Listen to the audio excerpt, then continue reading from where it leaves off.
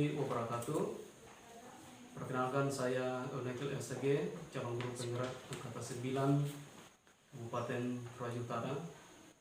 Kali ini saya bersama dengan Ibu Sri Samura Alfius SPD yang akrab dipanggil Ibu Sri. Beliau adalah rekan saya di SMP Negeri 2 Belusu, mengajar matematika di kelas 7. Kali ini kami akan melaksanakan bincang-bincang terkait dengan pelaksanaan supervisi akademik yang Ibu Sri akan jalani beberapa hari ke depan ini. Ikutilah penampilan kami, semoga bermanfaat untuk kita semua. Ya, baik Ibu Sri, selamat pagi. Bagaimana kabar hari ini? Selamat pagi Pak. Ya, dalam keadaan sehat. Bapak Ya. bagaimana? Ya, syukur juga dalam keadaan sehat. Ibu Sri, sebagaimana kita jadwalkan sebelumnya bahwa kita akan melaksanakan supervisi akademik, dan sebagaimana kita tahu bahwa supervisi akademik itu ada 3 tahapan. Ya. Tahap yang pertama adalah praobservasi, sebagaimana kita laksanakan hari ini. Kemudian tahap kedua observasi, yaitu pembelajaran langsung di kelas. Yang ketiga pasca observasi, yang nanti akan kita laksanakan setelah pembelajaran di kelas. Tujuan supervisi ini adalah untuk mengetahui sejauh mana kemampuan Ibu Sri di dalam melaksanakan atau mengelola pembelajaran di kelas, dan sekaligus juga kita akan mengevaluasi proses yang dijalani selama pembelajaran berlangsung. Kemudian untuk pra-observasi ini sendiri adalah dalam rangka mengetahui persiapan Ibu Sri yang sudah diprogramkan dalam perangkatnya, yaitu modul pembelajaran, dan seperti apa nanti pelaksanaannya di kelas. Ya, kurang lebih seperti itu yang ingin saya ketahui dari Ibu Sri, sejauh mana persiapannya supaya nanti Ibu Sri bisa tampil dengan bagus, dengan meyakinkan demi tercapainya harapan yang Ibu sendiri sudah tetapkan melalui tujuan pembelajaran. Karena itu Ibu Sri, saya akan mengajukan beberapa pertanyaan. Yang pertama adalah tujuan pembelajaran yang Ibu sajikan nantinya di dalam proses. Kira-kira seperti apa? Bolehkah diberikan gambaran? Silakan Ibu Sri. Oke. Untuk nanti di kelas 7, Iya. saya sudah masuk ke dalam modul penyajian data. Iya. Dan untuk pada saat waktu saya akan diobservasi, akan berkenaan dengan materi tentang penyajian diagram kepada peserta didik. Iya. Namun tujuan pembelajaran itu mereka bisa capai ketika mereka mengetahui dasarnya, yaitu mereka bisa mampu mengetahui tabel. Oh ya. Jadi begitu ya tujuan pembelajaran sudah diucapkan. Untuk mencapai tujuan pembelajaran itu kira-kira area pengembangan apa yang Ibu Sri capai nantinya? Area pengembangan yang ingin saya capai adalah lebih pada instruksi pembelajaran seperti yang sudah ada di PMM pada saat ini. Instruksi pembelajaran ini akan saya terapkan dengan cara menggunakan konsep pembelajaran dengan menggunakan demonstrasi di dalam kelas, kemudian ilustrasi-ilustrasi yang disenangi oleh peserta didik, dan tentunya contoh yang lebih relevan yang anak-anak sering alami, sering lihat dalam kehidupan mereka sehari-hari, untuk memudahkan siswa memahami materi pembelajaran nanti, Pak.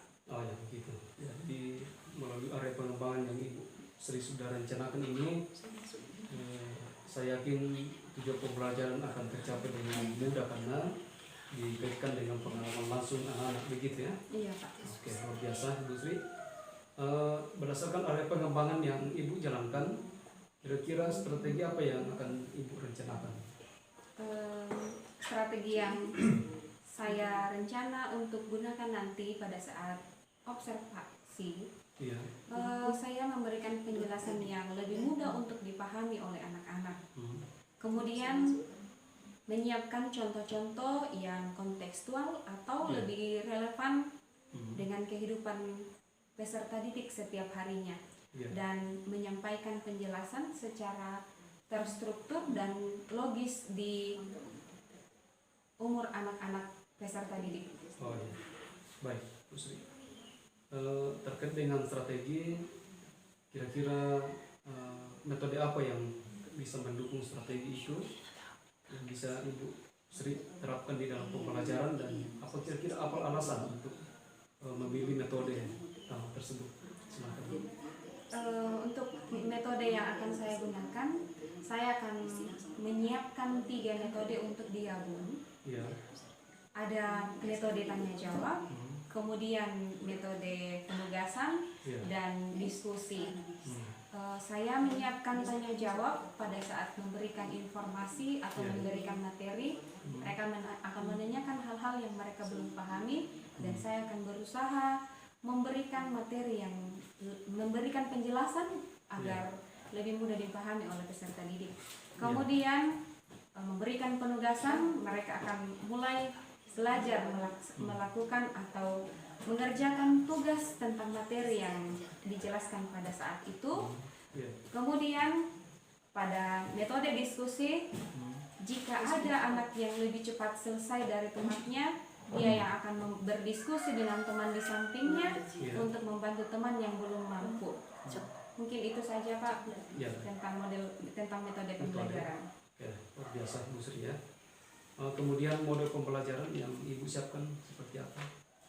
Saya juga berencana untuk menggunakan model pembelajaran kontekstual, yaitu berusaha mengaitkan materi yang diajarkan atau yang dipaparkan kepada peserta didik sesuai dengan situasi dunia nyata peserta didik, sehingga peserta didik mampu menangkap makna yang apa yang disampaikan oleh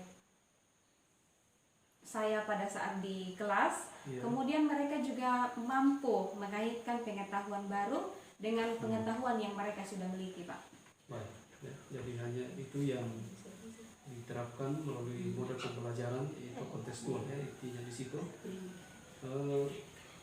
Untuk alat atau bahan atau sumber yang dipakai pembelajaran, apa yang Ibu siapkan? Alat-alat yang akan saya pakai nanti berencana akan menggunakan laptop, LCD, kemudian saya tetap selalu menggunakan sumber pengalaman seperti materi-materi sebelumnya, apa yang lebih dibutuhkan oleh anak-anak, Pak. Oh, betul sekali. Ya, itu lebih pada sumber pelajaran, terutama pada pengalaman siswa ya, karena terkait dengan model pembelajaran yang dipakai yaitu kontekstual ya. Oke. Tahapan pembelajaran yang Ibu akan sajikan nanti seperti apa? Di dalam tahapannya ada terbagi 3, Pak. Tahapan yang pertama diawali dengan salam pada saat baru pertama masuk ke dalam kelas. Kemudian tidak lupa untuk selalu mengucap syukur, yaitu berdoa. Kemudian absen, melihat keadaan anak-anak, bagaimana kehadiran mereka pada saat itu, dan apersepsi apa saja hubungan pelajaran yang sudah kita pelajari dengan pertemuan hari ini, dan akan menyampaikan materi secara lisan dan kepada anak-anak. Kemudian tahap yang berikutnya adalah kegiatan inti, yaitu penyampaian materi kepada peserta didik, kemudian memberikan contoh kepada anak-anak dan memberikan waktu untuk mereka melaksanakan tugas, mengerjakan tugasnya sambil berdiskusi, dan mengajak mereka untuk membuat kesimpulan, atau bisa juga kita boleh memandu mereka membuat kesimpulan. Dan tahap yang terakhir yaitu penutup, tetap mengingatkan lagi, menguatkan lagi kepada anak-anak, lebih ditekankan bahwa apa kesimpulan yang kita pelajari hari ini, kemudian materi yang berikutnya untuk di pertemuan selanjutnya sudah boleh diulas sedikit, dan selalu adalah berdoa penutup dan memberikan salam kepada peserta didik. Ya, baik Bu Sri ya. Ya, saya apresiasi tahapan yang Ibu rencanakan ini. Saya pikir ini sangat sistematis ya, terstruktur. Semoga tahapan yang Ibu siapkan ini boleh memperlancar jalannya proses pembelajaran nantinya ya. Yang terakhir Bu Sri, kapan akan dilaksanakan pembelajaran di kelas? Sesuai dengan jadwal Pak, saya akan mengajar besok. Oh, besok ya, jam keberapa Bu Sri? Jam pertama dan kedua, 2 jam pelajaran. Kedua, baiklah. Ya. Oke, terima kasih Bu Sri untuk kesempatan dan informasi yang sudah diberikan. Semoga besok dalam proses pembelajaran boleh berjalan dengan baik sebagaimana yang Ibu rencanakan. Baik, terima kasih Bu Sri. Terima kasih Sampai Pak. jumpa besok.